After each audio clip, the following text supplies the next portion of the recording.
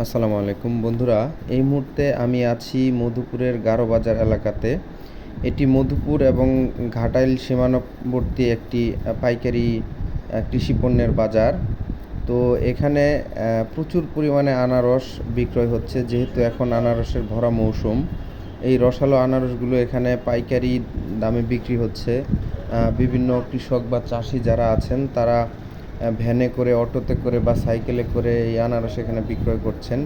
আপনারা লক্ষ্য রাখবেন যে আনারসের দুই লেয়ারের মাঝখানে যে খড়কুটা দেওয়া হয় সেটাও এখানে বিক্রয় হয়। যেমন এই যে খড়কুটাগুলো, এইগুলো প্রতি গাড়ি 500 থেকে 600 টাকা ভ্যান বিক্রি হয়, এবং একটি গাড়ি লোড করতে প্রায় 3 থেকে 3,500 টাকার এই জিনিসপত্রই বিক্রি হয় এখানে। আমরা দেখতে পাচ্ছেন এখানে সাইকেলে করে আনা হয়েছে। এই এক একটি আনারস প্রায় 100 করে আনারস আছে। আচ্ছা, এখানে কত পিস করে আছে এক একটা সাইকেলে? প্রত্যেক সাইকেলে 100 পিস করে। 100 পিস। আজকে বাজার দর কেমন চলতেছে? 20 টাকা 22 টাকা করে দাম করতেছে। দাম কি কমছে না? কমছে কমছে।